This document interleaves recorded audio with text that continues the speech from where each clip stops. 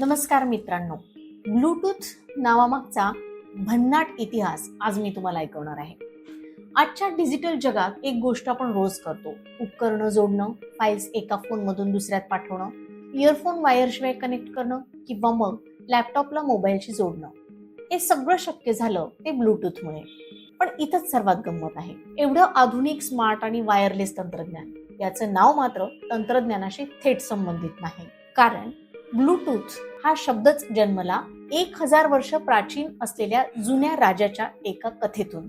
आता तुम्ही म्हणाल, राजा आणि आधुनिक कनेक्टिव्हिटी याचा काय संबंध? सांगते. ब्लूटूथ हे नाव एका जुन्या स्कॅन्डिनेव्हियन राजाच्या टोपण नावावरून आलं आहे. तो राजा होता हेरॉल्ड. त्याचा एक दात पूर्णपणे मृत होता आणि दिसायला गडद निळसर राखाडे, म्हणून या राजाचं टोपण नाव ब्लूटूथ असं पडलं. हेरॉल्ड ब्लूटूथ या नावानं तो ओळखला जायचा.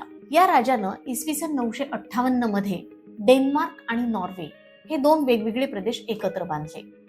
लोकांना एकत्र आणणारा, जोडणारा असा हा राजा होता. 90च्या दशकात एरिक्सन, नोकिया आणि इंटेल एकत्र येऊन एक नवीन वायरलेस टेक्नॉलॉजी बनवत होते. उद्दिष्ट होतं जास्तीत जास्त उपकरणं परस्परांना जोडता यावी. या तंत्रज्ञानावर काम करणाऱ्या टीममध्ये जिम कार्डे आणि जॅक हार्टसेन यांच्यासारखे शास्त्रज्ञ होते.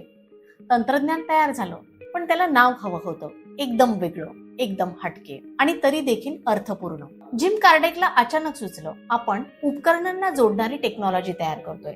जसं किंग हेरॉल्डनं 2 राज्यांना एकत्र बांधलं, 2 प्रदेश एकमेकांशी जोडले, माणसांना जवळ आणलं, त्याचप्रमाणे आपण उपकरणांना एकमेकांशी जोडतोय. मग त्या राज्याचं टोपण नाव या तंत्रज्ञानाला दिलं तर? ही कल्पना टीमला भन्नाट वाटली आणि या नवीन तंत्रज्ञानाचं नाव पडलं ब्लूटूथ.